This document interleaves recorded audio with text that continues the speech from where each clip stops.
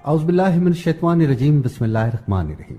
تمام تعریفیں اس پاک پروردگار کے لیے کہ جو تمام جہانوں کا پالنے والا ہے، اور لاکھوں کروڑوں درود و سلام آن حضرت صلی اللہ علیہ وآلہ وسلم اور ان کی آل پر۔ ہم آپ کے لیے ایک نیا سلسلہ شروع کر رہے ہیں۔ اس سلسلے میں اس بار ہم نے انتخاب کیا ہے ممتاز قلمکار خان آصف مرحوم کی دلوں کو منور کرنے والی کتاب اللہ کے ولی کا۔ سامعین گرامی، ولی اللہ بننے کے لیے اللہ اور اس کے رسول حضرت محمد مصطفیٰ صلی اللہ علیہ وآلہ وسلم کی رضا حاصل کرنا پڑتی ہے، اور اللہ کی رضا حاصل کرنے کے لیے خالصتاً اللہ تعالیٰ اور ان کے رسول آن حضرت محمد صلی اللہ علیہ وآلہ وسلم کا ہونا پڑتا ہے۔ ولی ہونا آسان نہیں۔ یہ بوریا نشین دنیا کی ہر نعمت کو ٹھکرا دیتے ہیں۔ یہ ایسے فقیر ہوتے ہیں کہ جن کی خانقاہوں میں بادشاہ وقت برہنہ پا حاضر ہوتے ہیں۔ اسی لیے اللہ تعالیٰ ان کی دعاؤں سے حاجت مندوں کی جھولیاں مرادوں سے بھر دیتا ہے۔ یہ اپنے لیے کچھ نہیں مانگتے، ان کے ہاتھ ہمیشہ اللہ تعالیٰ کے حضور دوسروں کے لیے پھیلتے ہیں۔ یہ وہ لوگ ہوتے ہیں جو شکر کی ایسی کیفیت کو جانتے ہیں کہ جو نعمتوں کو دوام بخشتی ہے۔ یہ شکر اور صبر جیسی عظیم نعمتوں سے بہرہور ہوتے ہیں۔ یہ زندگی کی کسی منزل اور ماحول کی کسی کشمکش میں بھی اپنے آپ کو اللہ تعالیٰ کی اطاعت و خوشنودی کی شاہراہ سے ڈاما ڈول نہیں ہونے دیتے۔ انہیں کوئی نعمت دی جاتی ہے تو اللہ کے اس احسان کا شکر ادا کرتے ہیں، اور کوئی آزمائش آتی ہے تو صبر کرتے ہیں۔ اللہ تعالیٰ سے دعا ہے کہ وہ ہمیں بھی صبر اور شکر کرنے والا بنائے۔ تو عزیزان گرامی، اس بار اس بابرکت ماہ مبارک میں اسی معرکۃ الآراء کتاب میں شامل اللہ کے ولیوں کے قصے سنیں گے، جس میں آج ہم بات کریں گے حضرت حسین بن منصور حلاج رحمۃ اللہ علیہ کی۔ حضرت منصور حلاج رحمۃ اللہ علیہ ولادت 244 ہجری، وفات 309 ہجری۔ فارس کے شہر بیزا میں پیدا ہوئے۔ آپ کا اسم گرامی حسین تھا اور والد کا نام منصور حلاج۔ یہ بڑی عجیب بات ہے کہ آپ کو والد کے نام سے شہرت دوام حاصل ہوئی۔ 20 سال کی عمر میں عظیم و جلیل صوفی بزرگ حضرت جنید بغدادی رحمۃ اللہ علیہ کے حلقہ ارادت میں شامل ہوئے، طویل سیر و سیاحت کی، اور 3 بار حج بیت اللہ کی سعادت سے شرفیاب ہوئے۔ آپ صوفیہ اکرام کی طویل تاریخ میں سب سے زیادہ متنازع شخصیت ہیں۔ سرعام انا الحق، میں حق ہوں کا نعرہ لگایا کرتے تھے۔ بالآخر اسی نعرے کی بنیاد پر علماء بغداد نے حضرت منصور حلاج رحمۃ اللہ علیہ کے خلاف فتویٰ دیا، اور 18 ذیقعد سن 309 ہجری کو آپ قتل کر دیے گئے۔ مغربی مصنفین اور بہت سے غیر ذمہ دار فارسی اور اردو شعراء نے انا الحق کے نعرے کو بہت اچھالا تاکہ بے خبر اور کم علم مسلمانوں کے ذہن منتشر ہو جائیں۔ یہ اس جاں سوختہ عشق کی داستان حیات ہے جو ایک معمولی باپ کا بیٹا تھا۔ وہ 16 سال کی عمر میں گھر سے نکلا۔ سینے میں عشق کی چنگاری بچپن سے موجود تھی، پھر یہی چنگاری شعلہ بنی، اور اس شعلے نے ایک عاشق کے پورے وجود کو پھونک ڈالا۔ اس کا معاملہ تاریخ عشاق کا بڑا عجیب اور اذیتناک باب ہے۔ ہر سطر آتش فراق سے جلی ہوئی، اور ہر سطر تمناؤں کے خون سے رنگی ہوئی۔ وہ عاشقوں کی طویل فہرست میں سب سے زیادہ متنازع عاشق ہے۔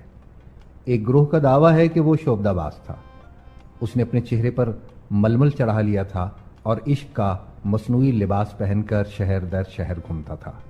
اس کی آنکھوں سے بہتے ہوئے آنسو ایک دھوکہ تھے، اور اس کی فغان نیم شب ایک فریب تھی۔ وہ عشاق کی قبا میں ایک دنیا دار انسان تھا۔ وہ عشق کا نام لے کر جذبوں کا جھوٹا کاروبار کرتا تھا۔ وہ اپنے عشق کی جان بازیوں کے افسانے سرے عام سنایا کرتا تھا، مگر حقیقتاً وہ ایک آرام طلب عاشق تھا، عشق کی جاں گداز مشقوں سے ناشنا اور دیار عشق میں نارسیدہ۔ اردو شاعر میر تقی میر کے بقول، ہوگا کسو دیوار کے سائے میں پڑا میر، کیا کام محبت سے اس آرام طلب کو۔ وہ لوگوں کو اپنے گرد جمع کرنے کے لیے کھوکھلے نعرے لگایا کرتا تھا۔ اس کے دل سے کبھی آہے جگر گداس نہیں ابھری۔ وہ اپنے قول میں سچا نہیں تھا، بس زبانی باتیں کرتا تھا۔ اس کے برعکس دوسری جماعت اسے عاشق جانباز تسلیم کرتی ہے۔ اس کے نزدیک موت جیسی خوفناک حقیقت عاشق کے ایک رنگین اور پرکیف خواب سے زیادہ حیثیت نہیں رکھتی تھی۔ وہ خاردار راستوں کو مخمل اور ریشم کی راہ گزر سمجھتا تھا۔ جب آفات و مصائب کی آتش سوزاں اس کے جسم کو چھوتی تھی تو وہ اس چھیڑ چھاڑ کو باد صبا کے جھونکوں کی شرارت کہتا تھا۔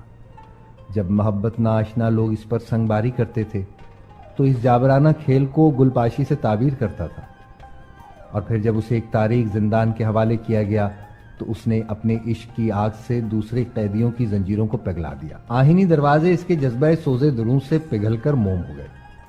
پھر اس نے تمام اسیروں سے کہا کہ وہ اپنے اپنے گھروں کو چلے جائیں۔ اس کے فیض عشق کے سبب سارے قیدی چھوٹ گئے۔ اسیروں نے زندہ سے رخصت ہوتے وقت اپنے محسن کو مخاطب کرتے ہوئے کہا، ہمیں رہائی دینے کے بعد آپ خود زنجیریں پہنے کیوں بیٹھے ہیں؟ عاشق جاں باز اس وقت وصال کی لذتوں سے مغمور تھا۔ زنجیروں کو بوسہ دیتے ہوئے کہنے لگا، یہ آئین فولاد عاشق کا زیور ہے، اگر انہیں اتار پھینکوں تو پھر میں عاشق کہاں رہوں گا؟ عشق سر بازار عالم رسوا ہو جائے گا، اور میں عشق کی رسوائی برداشت نہیں کر سکتا۔ قیدیوں نے کہا کہ آپ نے ہمیں آزادی کا پروانہ بخش دیا، مگر خود یہاں سے کیوں نہیں نکلتے؟ عاشق جاں سوز پر انتہائی سرشاری کی کیفیت طاری تھی۔ جذب و کیف کے لہجے میں بولا، یہ زندہ تو میرا گھر ہے، تم نے کسی ایسے شخص کو دیکھا ہے جو خوشی سے اپنا گھر چھوڑ کر چلا جائے؟ پھر جب دروغہ زندہ کو معلوم ہوا کہ اس شخص کی وجہ سے تمام قیدی فرار ہوئے ہیں تو وہ غضبناک ہو کر کہنے لگا، تجھے معلوم ہے کہ تو نے قانون شکنی کی ہے؟ اس جرم کی پاداش میں زندہ کے اندھیرے اور بڑھا دیے جائیں گے۔ عاشق جاں باز نے قانون کی آنکھوں میں آنکھیں ڈال کر کہا، تم مجھے تاریکیوں سے ڈراتے ہو؟ اگر تمام زمانے کے اندھیرے بھی لا کر یہاں جمع کر دو تو اس سے کوئی فرق نہیں پڑے گا۔ روشنی تو میرے اندر ہے، میں اس روشنی سے زندانے وقت میں چراغاں کر لوں گا۔ اہل ستم کو شدید حیرت تھی اور جفاکار پریشان نظر آ رہے تھے کہ وہ کس مزاج کا عاشق ہے۔ مرزا غالب کے بقول، اسد بسمل ہے کس انداز کا قاتل سے کہتا ہے، تو مشکے ناز کر خونے دو عالم میری گردن پر۔ ہاں، وہ اسی انداز کا مقتول تھا۔ اس نے قتل ہونے سے پہلے اپنے قاتلوں کو معاف کر دیا۔ اس کے عشق پر گواہی دیتے ہوئے اپنے وقت کے بڑے بڑے عارفوں نے کہا تھا، وہ سر مست ازل تھا اور بڑی نرالی شان کا عاشق تھا۔ اس کے بعد اس جیسا کوئی دوسرا عاشق نہیں آیا۔ اسے اس بے وفا اور ناپائیدار دنیا سے گئے ہوئے 11 صدیاں گزر چکی، مگر وہ آج بھی مست و بے خود عاشقوں کی محفل میں میر مجلس کی حیثیت رکھتا ہے۔ وہ عشق گزیدہ صوفی ہوں یا اردو فارسی زبان کے شاعر، جب بھی بے خودی عشق کے معیار کا حوالہ دیا جاتا ہے تو سب زبانوں سے بے اختیار اسی کا نام نکلتا ہے۔ موسم آیا تو نخل دار پر میر، سر منصور ہی کا بار آیا۔ سامعین گرامی، یہ عاشق جاں باز تھے حضرت حسین بن منصور حلاج رحمۃ اللہ علیہ، جو اپنے جذب و کیف اور سرور و مستی کے لیے ایران و عراق اور برصغیر پاک و ہند میں عجیب شہرت رکھتے ہیں۔ آپ کا اسم گرامی حسین تھا، باپ کا نام منصور حلاج تھا۔ حلاج عربی زبان میں جلاہے کو کہتے ہیں۔ چونکہ شیخ حسین رحمۃ اللہ علیہ کے والد روئی دھننے کا کام کرتے تھے، اسی لیے پیشہ ان کے نام کا حصہ بن گیا۔ عام طور پر یہی مشہور ہے، لیکن مورخ خطیب بغدادی نے اس روایت کی نفی کی ہے۔ بغدادی شیخ عبد الرحمن رحمۃ اللہ علیہ کے حوالے سے تحریر کرتا ہے کہ حسین بن منصور کو حلاج اس لیے کہا جاتا ہے کہ وہ ایک بار عراق کے شہر وسط میں ایک دھنے جلاہے کی دکان پر پہنچے اور اسے کسی کام کے لیے بھیجنا چاہا۔ دھنے نے عذر پیش کرتے ہوئے کہا کہ میں آپ کا کام کر دیتا ہوں، مگر مجبوری یہ ہے کہ مجھے شام تک روئی دھن کر دینا ہے۔ اگر میں آج یہ کام نہ کر سکا تو مجھے اجرت نہیں ملے گی۔ حضرت شیخ حسین رحمۃ اللہ علیہ بن منصور نے اس دھنے سے فرمایا، تم میرا کام کر دو، میں تمہارا کام کر دوں گا۔ یہ بات سن کر جلاہا چلا گیا۔ جب وہ کام کر کے واپس لوٹا تو یہ دیکھ کر حیران رہ گیا کہ دکان میں موجود ساری روئی دھنی ہوئی رکھی ہے۔ یہ روئی کا اتنا بڑا ذخیرہ تھا کہ اسے 2-4 ماہ میں بھی دھننا دشوار تھا۔ پھر اس جولاہے نے دوسرے لوگوں پر یہ راز فاش کر دیا۔ نتیجتاً حضرت حسین بن منصور رحمۃ اللہ علیہ حلاج کے نام سے مشہور ہو گئے۔ بعض روایتوں کے مطابق حضرت حسین بن منصور اپنی ابتدائی حالت میں اسرار پر گفتگو کرتے تھے، لوگوں کے چھپے ہوئے بھید ظاہر کر دیتے اور مریدوں کے دل کی باتیں بتا دیتے تھے۔ اسی لیے پہلے آپ کا نام حلاج الاسرار پڑ گیا۔ بعد میں حلاج کے نام سے مشہور ہوئے۔ بہرحال تاریخ کا یہ بھی بڑا عجیب زاویہ ہے کہ ایک بیٹے نے اپنے باپ کے نام سے شہرت و دوام حاصل کی۔ حضرت حسین بن منصور حلاج رحمۃ اللہ علیہ کی تاریخ پیدائش کے بارے میں کوئی معتبر روایت موجود نہیں۔ بعض مورخین نے صرف اندازے اور قیاس کے سہارے 244 ہجری کو آپ کا سال ولادت قرار دیا ہے۔ حضرت منصور حلاج کی کنیت ابو مخیز ہے، مگر مشہور مورخ طبری اور خطیب بغدادی کے نزدیک ابو عبداللہ آپ کے دادا کا نام مہمی تھا، جو اپنے عقائد کے اعتبار سے آتش پرست تھے۔ مہمی بیزا کا رہنے والا تھا کہ جو فارس ایران کا ایک شہر ہے۔ حضرت شیخ حسین کے والد منصور کے حالات کا کسی کو علم نہیں، مگر یہ امر طے شدہ ہے کہ انہوں نے آبائی مذہب کو چھوڑ کر اسلام قبول کر لیا تھا۔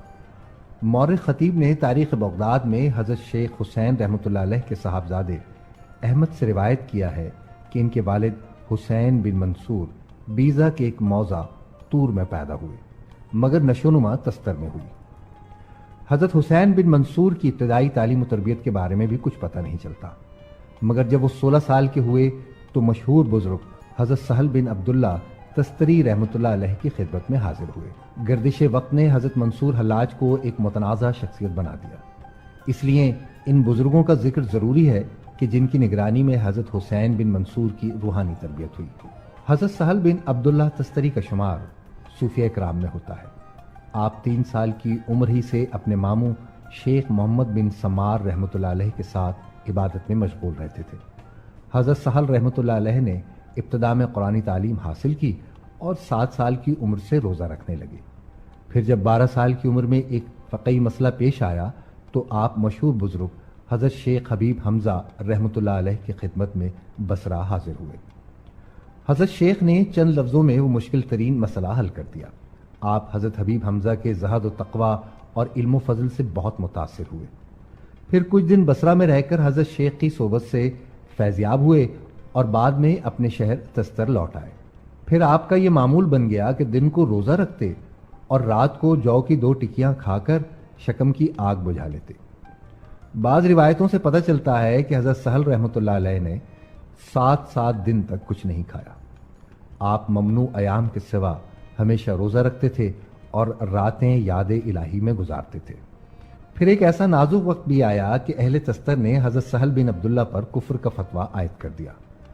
آپ لوگوں کی اس تنگ نظری سے اس قدر دل برداشتہ ہوئے کہ اپنا سارا اثاثہ فروخت کر کے مکہ معظمہ روانہ ہو گئے اور یہ عہد کر لیا کہ آئندہ کسی سے کچھ نہیں مانگوں گا۔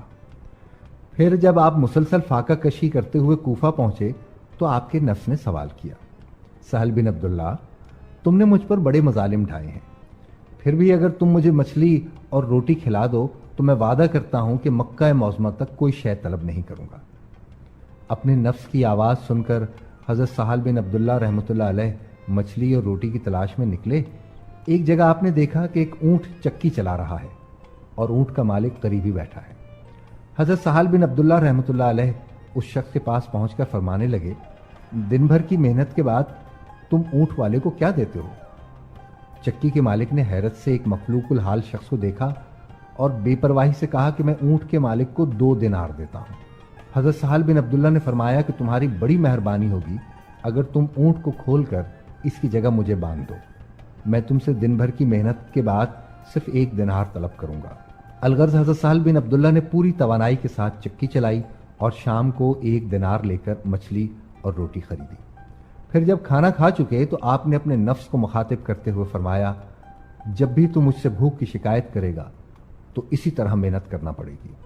اس کے بعد حضرت سہل بن عبداللہ تستری نے ارکان حج ادا کیے اور مشہور صوفی بزرگ حضرت ذوالنون مصری کے حلقہ ارادت میں شامل ہو گئے۔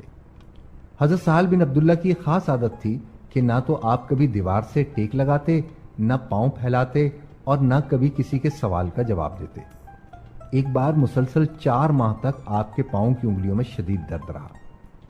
حضرت سہل نے کسی کے سامنے اس درد کا اظہار تک نہیں کیا اور خاموشی سے اپنے پاؤں پر پٹی باندھ لی۔ پھر جب ایک شخص نے اس کا سبب پوچھا تو حضرت سہل بن عبداللہ نے کوئی جواب نہیں دیا۔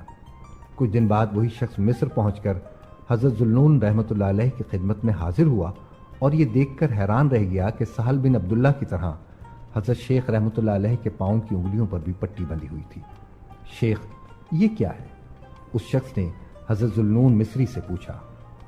میں 4 مہینے سے پاؤں کے درد میں مبتلا ہوں، حضرت ذوالنون مصری نے جواب دیتے ہوئے فرمایا۔ بڑی عجیب بات ہے، اس شخص نے اپنی حیرت کا اظہار کرتے ہوئے کہا۔ آپ کے مرید سہل بن عبداللہ کے پاؤں میں بھی پٹی بندھی ہوئی ہے۔ یہ سن کر حضرت ذوالنون مصری کے چہرے مبارک پر محبت کا ایک خاص رنگ ابھر آیا۔ پھر آپ نے نہایت ہی پرسوس لہجے میں فرمایا، سہل کے سوا کوئی بھی ایسا نہیں ہے کہ جو میرے درد کو محسوس کرتے ہوئے اس طرح پیروی کرے۔ تو سامعین گرامی، اس واقعے سے اندازہ کیا جا سکتا ہے کہ حضرت سہل بن عبداللہ کو اپنے پیر و مرشد سے کس قدر محبت تھی۔ ایک دن لوگوں نے دیکھا کہ حضرت سہل بن عبداللہ رحمۃ اللہ علیہ بیٹھے بیٹھے رونے لگے۔ لوگوں نے سبب پوچھا تو آپ نے حسب معمول کوئی جواب نہیں دیا۔ پھر دوسرے دن حاضرین مجلس نے خلاف معمول آپ کو دیوار سے پشت لگائے اور پاؤں پھیلائے ہوئے دیکھا۔ لوگوں کو حضرت سہل رحمۃ اللہ علیہ کے اس طرز عمل پر بڑی حیرت تھی، مگر ادب و احترام کے پیش نظر کوئی بھی اس تبدیلی کی وجہ دریافت نہیں کر سکا۔ یکا یک آپ حاضرین کو مخاطب کر کے فرمانے لگے، تم لوگ مجھ سے بہت سوال کرتے تھے، اب تمہیں جو کچھ پوچھنا ہے پوچھ لو۔ ایک شخص نے بسط احترام عرض کیا، شیخ، یہ کیسا انقلاب ہے؟ آپ کل تک کسی کے سوال کا جواب نہیں دیتے تھے، مگر آج فرما رہے ہیں کہ جو کچھ پوچھنا ہے پوچھ لو۔ پیر و مرشد کا اتنا احترام تو لازم ہے کہ ان کی زندگی میں مرشد کسی سوال کا جواب نہ دے۔ حضرت سہل بن عبداللہ رحمۃ اللہ علیہ نے فرمایا۔ لوگوں نے اس واقعے کو اپنے ذہنوں میں محفوظ کر لیا، اور پھر جب تحقیق کی گئی تو معلوم ہوا کہ یہ وہی وقت تھا کہ جب ایک دن پہلے حضرت ذوالنون مصری رحمۃ اللہ علیہ نے انتقال فرمایا تھا۔ سامعین گرامی، حضرت سہل بن عبداللہ رحمۃ اللہ علیہ اپنے پیر و مرشد کا اس قدر احترام کرتے تھے کہ جب تک حضرت ذوالنون مصری رحمۃ اللہ علیہ حیات رہے، آپ نے کسی مجلس میں نہ دیوار سے پشت لگائی اور نہ لوگوں کے سامنے پاؤں پھیلائے۔